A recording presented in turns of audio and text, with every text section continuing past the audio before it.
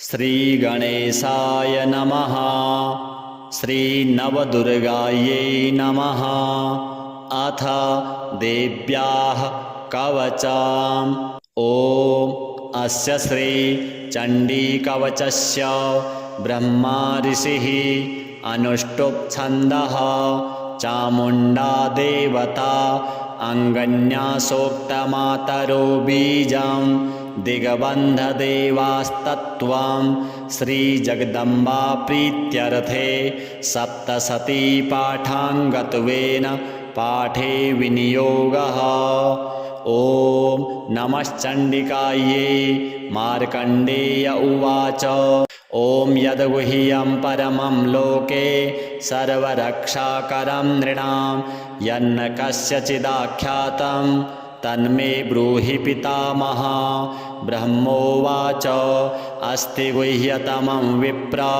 सर्वभूतोपकारकं देव्यास्तु कवचं पुण्यं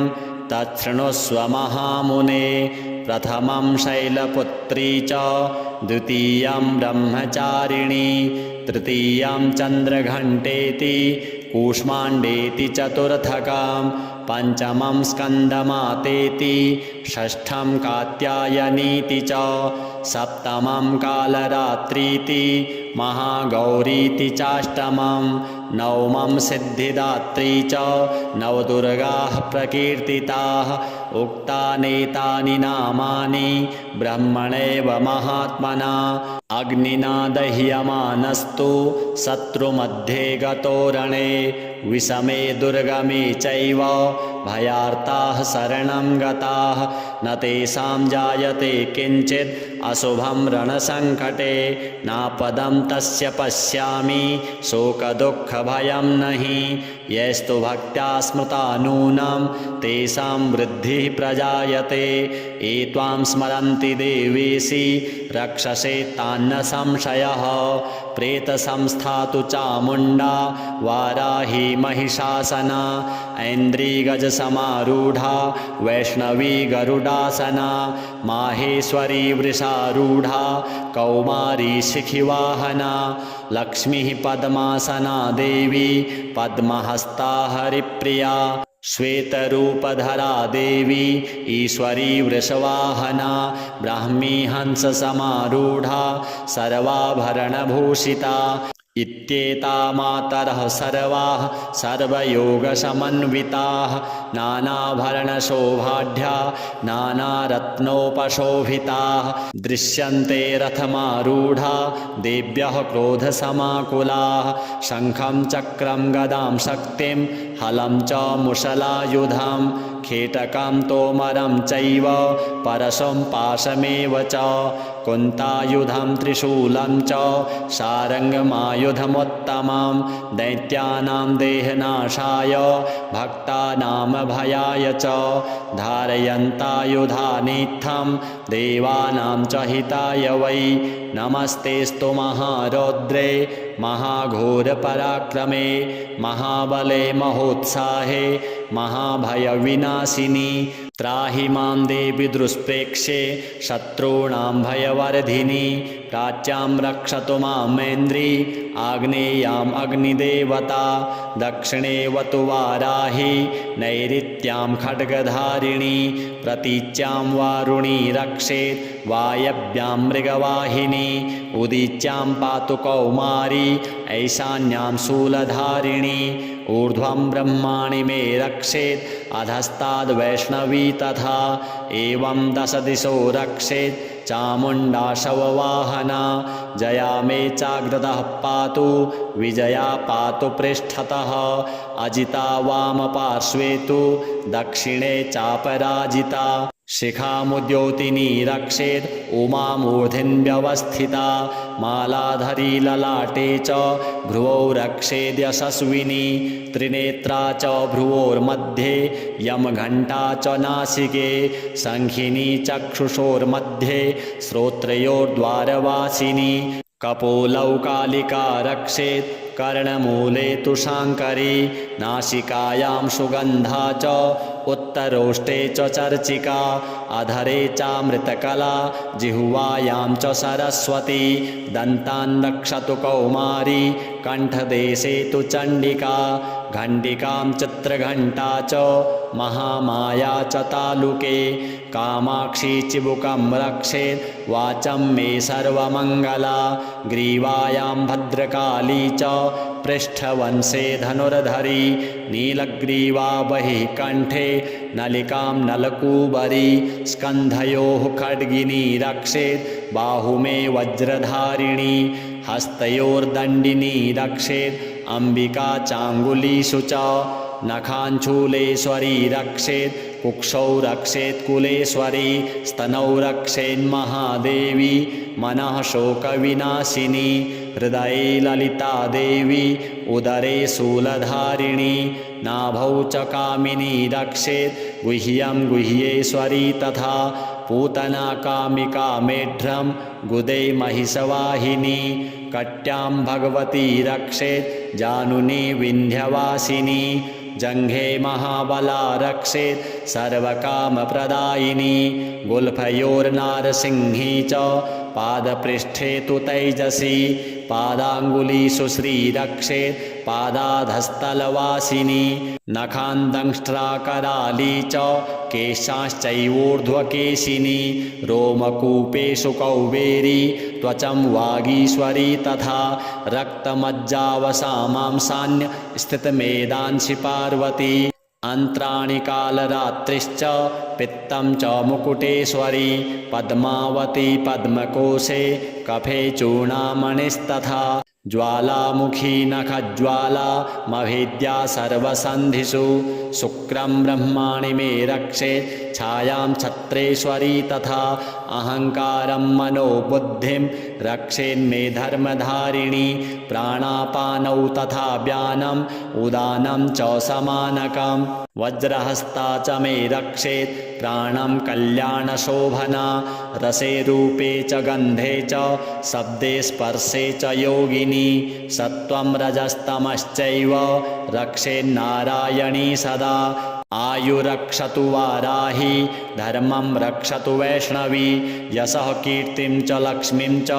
धनं विद्यां च चक्रिणी गोत्रमिन्द्राणि मे रक्षेत् पशून् मे रक्ष चण्डिके पुत्रान् रक्षेन्महालक्ष्मीर्भार्यां रक्षतु भैरवी पन्थानं सुपथा रक्षेन् मार्गं क्षेमकरी तथा राजद्वारे महालक्ष्मीर्विजया सर्वतः स्थिता रक्षाहीनं तु यत्स्थानं वर्जितं कवचेन तु तत्सर्वं रक्ष मे देवी जयन्ती पापनाशिनी पदमेकं न गच्छेतु यदिच्छेच्छुभमात्मनः कवचेनावृतो नित्यं यत्र यत्रैव गच्छति तत्र तत्रार्थलाभश्च विजयः सार्वकामिकः यं यं चिन्तयते कामं तं तं प्राप्नोति निश्चितं परमैश्वर्यमतुलं प्राप्स्यते भूतले पुमान् निर्भयो जायते मर्त्यः सङ्ग्राम्येष्वपराजितः त्रैलोक्ये तु भवेत् पूज्यः कवचेनावृतः पुमान् इदं तु देव्यः कवचं देवानामपि दुर्लभं यः पठेत् प्रयतो नित्यं त्रिसन्ध्यं श्रद्धयान्वितः दैवी कला भवेत् तस्य त्रैलोक्येष्वपराजितः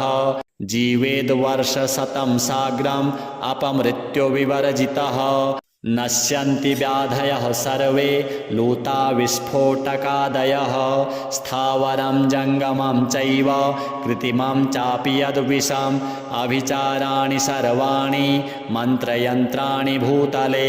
भूचराः खेचराश्चैव जलजाश्चोपदेशिकाः सहजा कुलजा माला डाकिनी शाकिनी तथा अन्तरिक्षचरा घोरा डाकिन्यश्च महाबलाः ग्रहभूतपिशाचाश्च यक्षगन्धर्वराक्षसाः ब्रह्मराक्षसवेतालाः कूष्माण्डा भैरवादयः नश्यन्ति दर्शनात् तस्य कवचे हृदि संस्थिते मानोन्नतिर्भवेद्राज्ञस् तेजो वृद्धिकरं परं यशसा वर्धते सोऽपि कीर्तिमण्डितभूतले जपेत् सप्तशतीं चण्डीं कृत्वां तु कवचं पुरा यावद् भूमण्डलं धत्ते सशैलवनकाननं तावत् तिष्ठति मेदिन्यां सन्ततिः पुत्रपौत्रिकी देहान्ते परमं स्थानं यत्सुरैरपि दुर्लभं प्राप्नोति पुरुषो नित्यं महामाया प्रसादतः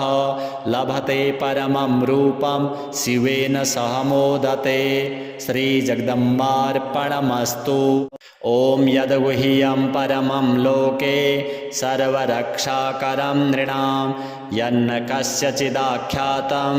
तन्मे ब्रूहि पितामह। ब्रह्मोवाच अस्ति गुह्यतमं विप्र सर्वभूतोपकारकं देव्यास्तु कवचं पुण्यं तच्छृणुष्व महामुने। प्रथमं शैलपुत्री च द्वितीयं ब्रह्मचारिणी तृतीयं चन्द्रघण्टेति कूष्माण्डेति चतुर्थकं पंचमं स्कन्दमातेति षष्ठं कात्यायनीति च सप्तमं कालरात्रीति महागौरीति चाष्टमं नवमं सिद्धिदात्री च नवदुर्गाः प्रकीर्तिताः। उक्तानेतानि नामानि ब्रह्मणैव महात्मना अग्निना दह्यमानस्तु शत्रुमध्ये गतो रणे विषमे दुर्गमे चैव भयार्ताः शरणं गताः न तेषां जायते किञ्चित् अशुभं रणसङ्कटे नापदं तस्य पश्यामि शोकदुःखभयं नहि यस्तु भक्त्या स्मृता नूनं तेषां वृद्धिः प्रजायते। ये त्वां स्मरन्ति देवेशि रक्षसे तान्न संशयः। प्रेतसंस्था तु चामुण्डा वाराही महिषासना ऐन्द्रिगजसमारूढा वैष्णवी गरुडासना माहेश्वरी वृषारूढा कौमारी शिखिवाहना लक्ष्मीः पद्मासना देवी पद्महस्ता हरिप्रिया श्वेतरूपधरा देवी ईश्वरी वृषवाहना ब्राह्मी हंससमारूढा सर्वाभरणभूषिता इत्येता मातरः सर्वाः सर्वयोगसमन्विताः नानाभरणशोभाढ्या नानारत्नोपशोभिताः दृश्यन्ते रथमारूढा देव्यः क्रोधसमाकुलाः शङ्खं चक्रं गदां शक्तिं हलं च मुशलायुधं खेटकं तोमरं चैव परशुं पाशमेव च कुन्तायुधं त्रिशूलं च सारङ्गमायुधमुत्तमं दैत्यानां देहनाशाय भक्तानां भयाय च धारयन्तायुधानीत्थं देवानां च हिताय वै नमस्तेस्तु महारौद्रे महाघोरपराक्रमे महाबले महोत्साहे महाभयविनाशिनी त्राहि मां देवि दुष्प्रेक्ष्ये शत्रूणां भयवर्धिनी प्राच्यां रक्षतु मामेन्द्री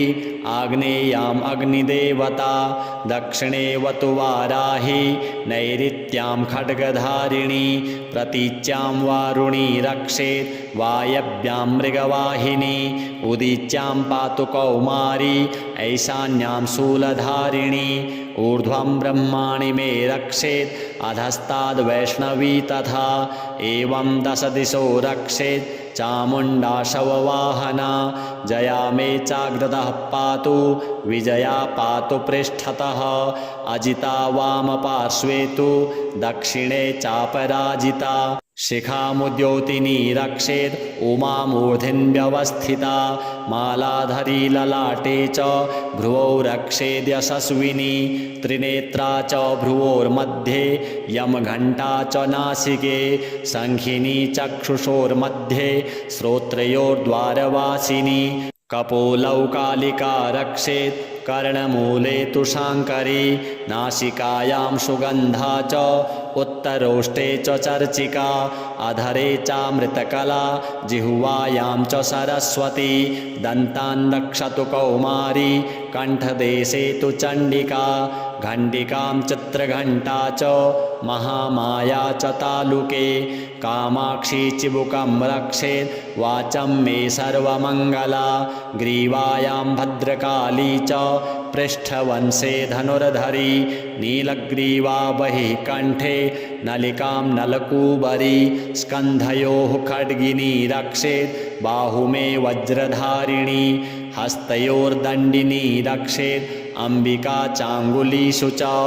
नखाञ्चूलेश्वरी रक्षेत् कुक्षौ रक्षेत् कुलेश्वरी स्तनौ रक्षेन्महादेवी मनः शोकविनाशिनी हृदये ललिता देवी उदरे शूलधारिणी नाभौ च कामिनी रक्षेत् गुह्यं गुह्येश्वरी तथा पूतना कामिका मेढ्रं गुदे महिषवाहिनी कट्यां भगवती रक्षेत् जानुनी विन्ध्यवासिनी जङ्घे महाबला रक्षेत् सर्वकामप्रदायिनी गुल्फयोर्नारसिंही च पादपृष्ठे तु तैजसी पादाङ्गुलीषु श्रीरक्षेत् पादाधस्तलवासिनी नखान्दंष्ट्राकराली च केशाश्चैवोर्ध्वकेशिनी रोमकूपेषु कौबेरी त्वचं वागीश्वरी तथा रक्तमज्जावसामांसान्य स्थितमेदांसि पार्वती अन्त्राणि कालरात्रिश्च पित्तं च मुकुटेश्वरी पद्मावती पद्मकोशे कफे चूर्णामणिस्तथा ज्वालामुखी नखज्वाला मभेद्या सर्वसन्धिषु शुक्रं ब्रह्माणि मे रक्षेत् छायां छत्रेश्वरी तथा अहङ्कारं मनोबुद्धिं रक्षेन्मे धर्मधारिणी प्राणापानौ तथा व्यानम् उदानं च समानकं वज्रहस्ता च मे रक्षेत् प्राणं कल्याणशोभना रसे रूपे च गन्धे च शब्दे स्पर्शे च योगिनी सत्त्वं रजस्तमश्चैव रक्षेन्नारायणी सदा आयुरक्षतु वाराही धर्मं रक्षतु वैष्णवी यशः कीर्तिं च लक्ष्मीं च धनं विद्यां च चक्रिणी गोत्रमिन्द्राणि मे रक्षेत् पशून् मे रक्ष चण्डिके पुत्रान् रक्षेन्महालक्ष्मीर्भार्यां रक्षतु भैरवी पन्थानं सुपथा रक्षेन् मार्गं क्षेमकरी तथा राजद्वारे महालक्ष्मीर्विजया सर्वतः स्थिता रक्षाहीनं तु यत्स्थानं वर्जितं कवचेन तु तत्सर्वं रक्ष मे देवी जयन्ती पापनाशिनी पदमेकं न गच्छेतु यदिच्छेच्छुभमात्मनः कवचेनावृतो नित्यं यत्र यत्रैव गच्छति तत्र तत्रार्थलाभश्च विजयः सार्वकामिकः यं यं चिन्तयते कामं तं तं प्राप्नोति निश्चितं परमैश्वर्यमतुलं प्राप्स्यते भूतले पुमान् निर्भयो जायते मर्त्यः सङ्ग्राम्येष्वपराजितः त्रैलोक्ये तु भवेत् पूज्यः कवचेनावृतः पुमान् इदं तु देव्यः कवचं देवानामपि दुर्लभं यः पठेत् प्रयतो नित्यं त्रिसन्ध्यं श्रद्धयान्वितः दैवी कला भवेत् तस्य त्रैलोक्येष्वपराजितः जीवेद् वर्षशतं साग्रम् अपमृत्युविवर्जितः नश्यन्ति व्याधयः सर्वे लूता विस्फोटकादयः स्थावरं जङ्गमं चैव कृत्रिमं चापि यद्विषम् अभिचाराणि सर्वाणि मन्त्रयन्त्राणि भूतले भूचराः खेचराश्चैव जलजाश्चोपदेशिकाः सहजा कुलजा माला डाकिनी शाकिनी तथा अन्तरिक्षचरा घोरा डाकिन्यश्च महाबलाः ग्रहभूतपिशाचाश्च यक्षगन्धर्वराक्षसाः ब्रह्मराक्षसवेतालाः कूष्माण्डा भैरवादयः नश्यन्ति दर्शनात् तस्य कवचे हृदि संस्थिते मानोन्नतिर्भवेद्राज्ञस्तेजो वृद्धिकरं परं यशसा वर्धते सोऽपि कीर्तिमण्डितभूतले जपेत् सप्तशतीं चण्डीं कृत्वां तु कवचं पुरा यावद् भूमण्डलं धत्ते सशैलवनकाननं तावत्तिष्ठति मेदिन्यां सन्ततिः पुत्रपौत्रिकी देहान्ते परमं स्थानं यत्सुरैरपि दुर्लभं प्राप्नोति पुरुषो नित्यं महामायाप्रसादतः लभते परमं रूपं शिवेन सह मोदते। श्रीजगदम्बार्पणमस्तु। ॐ यद्गुह्यं परमं लोके सर्वरक्षाकरं नृणां यन्न कस्यचिदाख्यातं तन्मे ब्रूहि पितामह। ब्रह्मोवाच अस्ति गुह्यतमं विप्र सर्वभूतोपकारकं देव्यास्तु कवचं पुण्यं तच्छृणुष्व महामुने। प्रथमं शैलपुत्री च द्वितीयं ब्रह्मचारिणी तृतीयं चन्द्रघण्टेति कूष्माण्डेति चतुर्थकं पंचमं स्कन्दमातेति षष्ठं कात्यायनीति च सप्तमं कालरात्रीति महागौरीति चाष्टमं नवमं सिद्धिदात्री च नवदुर्गाः प्रकीर्तिताः। उक्तानेतानि नामानि ब्रह्मणैव महात्मना अग्निना दह्यमानस्तु शत्रुमध्ये गतो रणे विषमे दुर्गमे चैव भयार्ताः शरणं गताः न तेषां जायते किञ्चित् अशुभं रणसङ्कटे नापदं तस्य पश्यामि शोकदुःखभयं नहि यस्तु भक्त्या स्मृता नूनं तेषां वृद्धिः प्रजायते। ये त्वां स्मरन्ति देवेशि रक्षसे तान्न संशयः। प्रेतसंस्था तु चामुण्डा वाराही महिषासना ऐन्द्रिगजसमारूढा वैष्णवी गरुडासना माहेश्वरी वृषारूढा कौमारी शिखिवाहना लक्ष्मीः पद्मासना देवी पद्महस्ता हरिप्रिया श्वेतरूपधरा देवी ईश्वरी वृषवाहना ब्राह्मी हंससमारूढा सर्वाभरणभूषिता इत्येता मातरः सर्वाः सर्वयोगसमन्विताः नानाभरणशोभाढ्या नानारत्नोपशोभिताः दृश्यन्ते रथमारूढा देव्यः क्रोधसमाकुलाः शङ्खं चक्रं गदां शक्तिं हलं च मुशलायुधं खेटकं तोमरं चैव परशुं पाशमेव च कुन्तायुधं त्रिशूलं च सारङ्गमायुधमुत्तमं दैत्यानां देहनाशाय भक्तानां भयाय च धारयन्तायुधानीत्थं देवानां च हिताय वै नमस्तेस्तु महारौद्रे महाघोरपराक्रमे महाबले महोत्साहे महाभयविनाशिनी त्राहि मां देवि दुष्प्रेक्षे शत्रूणां भयवर्धिनी प्राच्यां रक्षतु मामेन्द्री आग्नेयाम् अग्निदेवता दक्षिणे वतु वाराही नैऋत्यां खड्गधारिणी प्रतीच्यां वारुणी रक्षेत् वायव्यां मृगवाहिनी उदीच्यां पातु कौमारी ऐशान्यां शूलधारिणी ऊर्ध्वं ब्रह्माणि मे रक्षेत् अधस्ताद् वैष्णवी तथा एवं दश दिशो रक्षेत् चामुण्डा शववाहना जया मे चाग्रतः पातु विजया पातु पृष्ठतः अजिता वामपार्श्वे तु दक्षिणे चापराजिता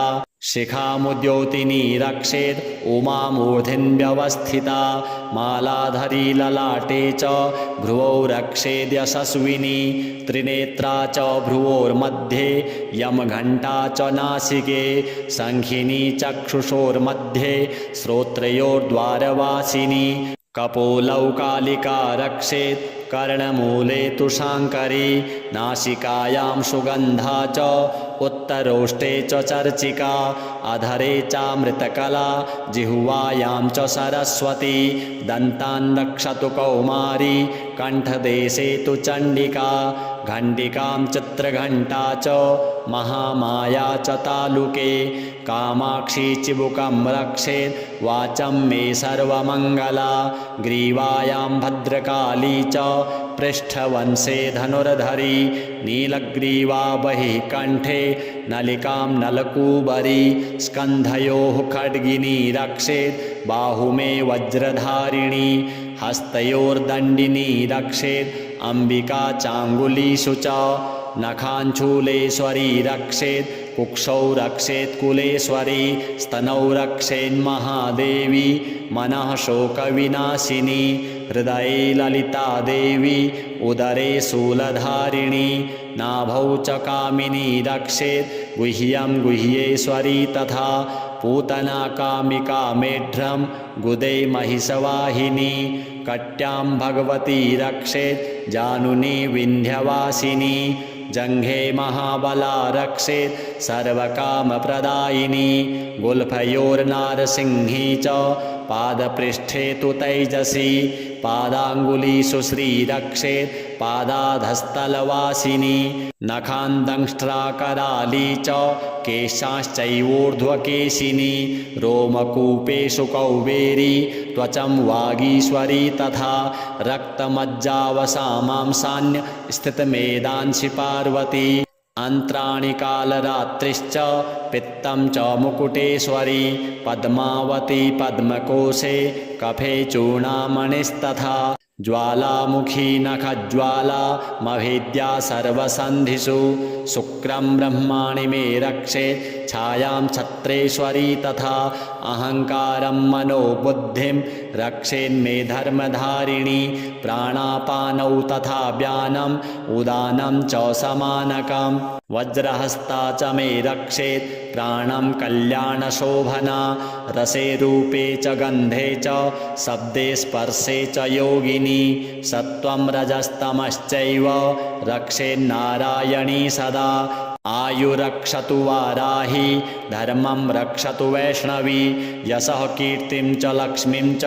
धनं विद्यां च चक्रिणी गोत्रमिन्द्राणि मे रक्षेत् पशून् मे रक्ष चण्डिके पुत्रान् रक्षेन्महालक्ष्मीर्भार्यां रक्षतु भैरवी पन्थानं सुपथा रक्षेन् मार्गं क्षेमकरी तथा राजद्वारे महालक्ष्मीर्विजया सर्वतः स्थिता रक्षाहीनं तु यत्स्थानं वर्जितं कवचेन तु तत्सर्वं रक्ष मे देवी जयन्ती पापनाशिनी पदमेकं न गच्छेतु यदिच्छेच्छुभमात्मनः कवचेनावृतो नित्यं यत्र यत्रैव गच्छति तत्र तत्रार्थलाभश्च विजयः सार्वकामिकः यं यं चिन्तयते कामं तं तं प्राप्नोति निश्चितं परमैश्वर्यमतुलं प्राप्स्यते भूतले पुमान् निर्भयो जायते मर्त्यः सङ्ग्राम्येष्वपराजितः त्रैलोक्ये तु भवेत् पूज्यः कवचेनावृतः पुमान् इदं तु देव्यः कवचं देवानामपि दुर्लभं यः पठेत् प्रयतो नित्यं त्रिसन्ध्यं श्रद्धयान्वितः दैवी कला भवेत् तस्य त्रैलोक्येष्वपराजितः जीवेद् वर्षशतं साग्रम् अपमृत्युविवर्जितः नश्यन्ति व्याधयः सर्वे लूता विस्फोटकादयः स्थावरं जङ्गमं चैव कृत्रिमं चापि यद्विषम् अभिचाराणि सर्वाणि मन्त्रयन्त्राणि भूतले भूचराः खेचराश्चैव जलजाश्चोपदेशिकाः सहजा कुलजा माला डाकिनी शाकिनी तथा अन्तरिक्षचरा घोरा डाकिन्यश्च महाबलाः ग्रहभूतपिशाचाश्च यक्षगन्धर्वराक्षसाः ब्रह्मराक्षसवेतालाः कूष्माण्डा भैरवादयः नश्यन्ति दर्शनात् तस्य कवचे हृदि संस्थिते मानोन्नतिर्भवेद्राज्ञस्तेजो वृद्धिकरं परं यशसा वर्धते सोऽपि कीर्तिमण्डितभूतले जपेत् सप्तशतीं चण्डीं कृत्वां तु कवचं पुरा